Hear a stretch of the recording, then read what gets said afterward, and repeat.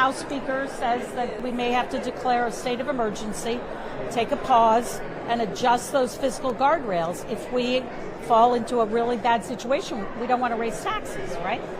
Yeah, look, first off, I've asked our Office of Fiscal Analysis, what are the cuts that we've seen in our current year budget so far from the federal government decisions?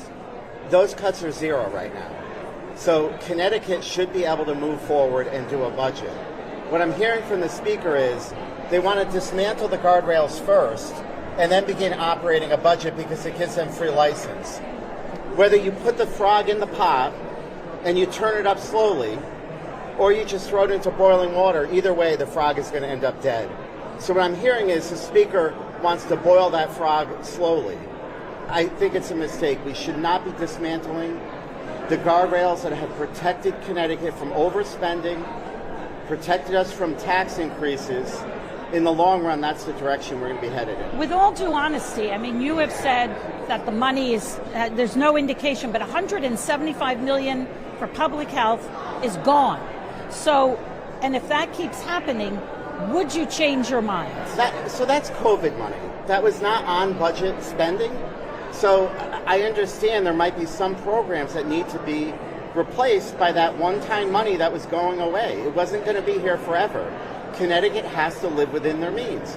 Right now, the caps are allowing us to spend an additional $1 billion for the state of Connecticut.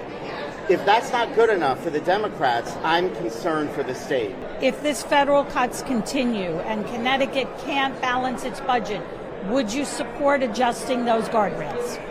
So what I would say is the guardrails have a mechanism in place if we fall into deficit because of federal cuts, and that would be using the rainy day fund.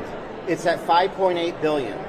So if we are faced with a situation down the road that we need to use some of that rainy day fund, yes, I think that is something that we could do.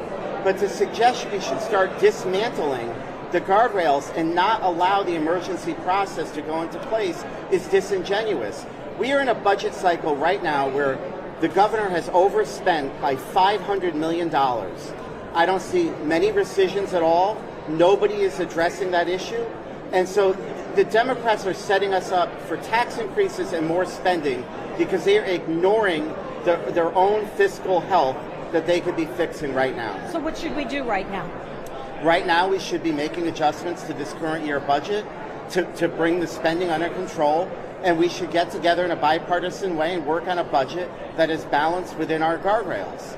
But by saying you're going to blow up the guardrails first and then decide later how you're going to spend suggests to me that they already want to spend well beyond the $1 billion that they're allowed to spend.